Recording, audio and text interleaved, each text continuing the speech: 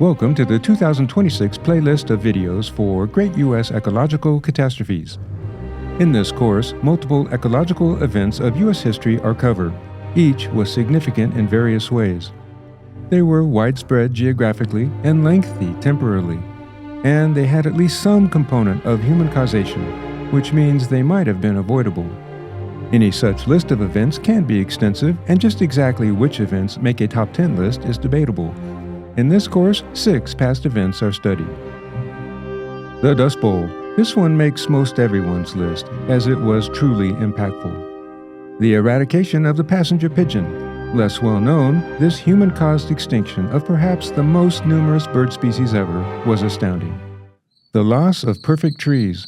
The American chestnut and the American elm were both iconic elements of U.S. forestry. They are functionally gone now, and while their absence isn't even noticed by many, upon deeper reflection, the loss of these perfect trees was catastrophic. Forest fire. Every year now, wildfires burn large swaths of forest of the American West, wreaking havoc in multiple ways. It wasn't always like this in the past, and this situation is one of the great ecological alterations of all time. Lead. PB on the periodic table, lead is fantastically useful, but a total menace to human health if ingested. Throughout much of the 1900s, lead was mobilized and spread across all environments, principally by adding it to gasoline, thereby creating a nightmare for public health. Oil spills. Noteworthy examples serve as a historical timeline of sorts. 1910 Kernville, 1969 Santa Barbara, 1989 the infamous Exxon Valdez, and 2010 the Deepwater Horizon, just to name a few.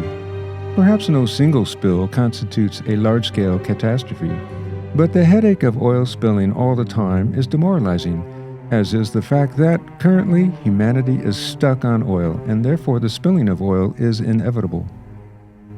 Catastrophes of the past are more than just objects of academic study. They are informative for the present. For example, how can potential pending ecological catastrophes be observed so that action might be taken to avoid them? The biggie, of course, is global warming. This course makes these connections between past and present.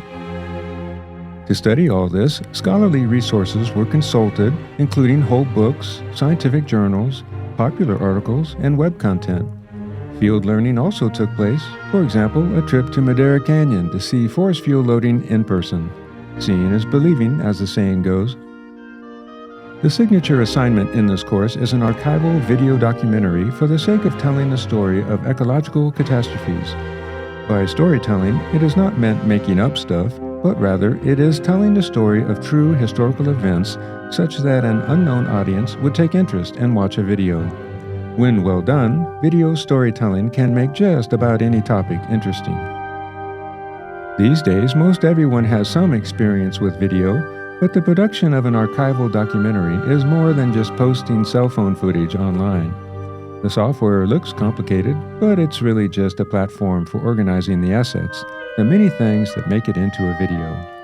Among other assets, statements from experts are worked in, such as here, for example, about the importance of field trips for really seeing the nuances of environmental science. Yeah, I think that's a great question. I think it's completely crucial. I don't think that's an overstatement.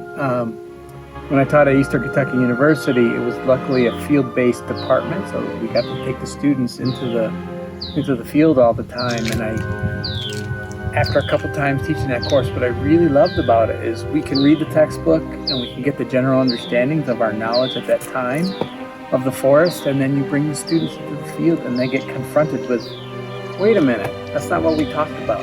And then we can then explore what that is. Hence this playlist of student archival videos, each of which stands on its own but also interrelates with the others because the entire class acted as a production team. Congratulations, Catastrophe students, for learning a lot of content about ecological catastrophes, as well as for mastering techniques of making videos for storytelling. And now, let the playlist begin.